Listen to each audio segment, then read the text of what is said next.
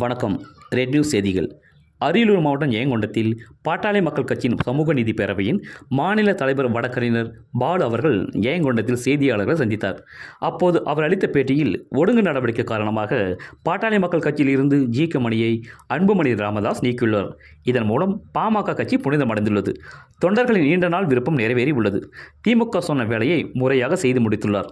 திமுகவுக்கு ஆதரவாக செயல்பட்டு அதன் மூலம் தற்போது பயனடைந்துள்ளார்.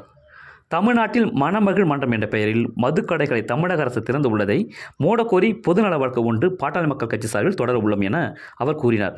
பேட்டியின் போது பாமக மாநில அமைப்பு செயலாளர் TMT திருமாவளவன், அரியலூர் மாவட்ட செயலாளர் தமிழ்மரவன், மாநில மாவட்ட ஒன்றிய நகர வார்டு கிளைக்கழக பொறுப்பாளர்கள் உடன் கலந்து கொண்டனர்.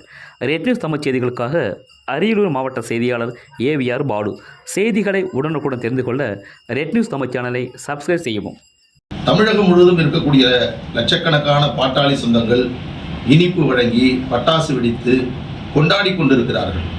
இந்த முடிவை இதற்கு முன்பாகவே எடுத்திருக்க வேண்டும் என்று தமிழகத்தின் பல்வேறு பகுதிகளில் இருந்து பாட்டாளி மக்கள் கட்சியுடைய முக்கிய நிர்வாகிகள், அனுதாபிகள், கட்சியில் இணைத்துக் கொண்டிருக்கக்கூடியவர்களுக்கு இந்த நேரத்தில் நாங்கள் நன்றி தெரிவித்துக் கொள்கிறோம்.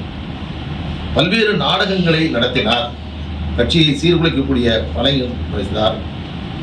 ஒரு சினிமாவில் இரட்டை வேடம் போடுவார்கள், அதுபோன்ற இரட்டை வேடத்தை அவர் இந்த பிரச்சனை உருவானதிலிருந்து கடைபிடித்தார்.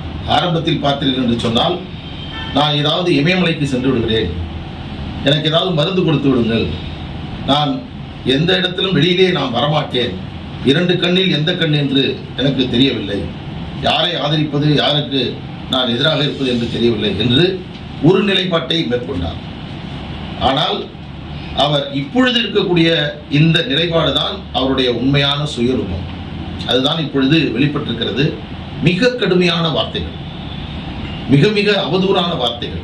இதுவரையில் ஜி.கே. மணி அவருடைய தோற்றத்திற்கு, அவருடைய வெளிப்படுத்திய அவருடைய நடைமுறைக்கு நேர் மாறாக இன்றைக்கு அவர் செயல்பட்டுக் கொண்டிருக்கிறார்.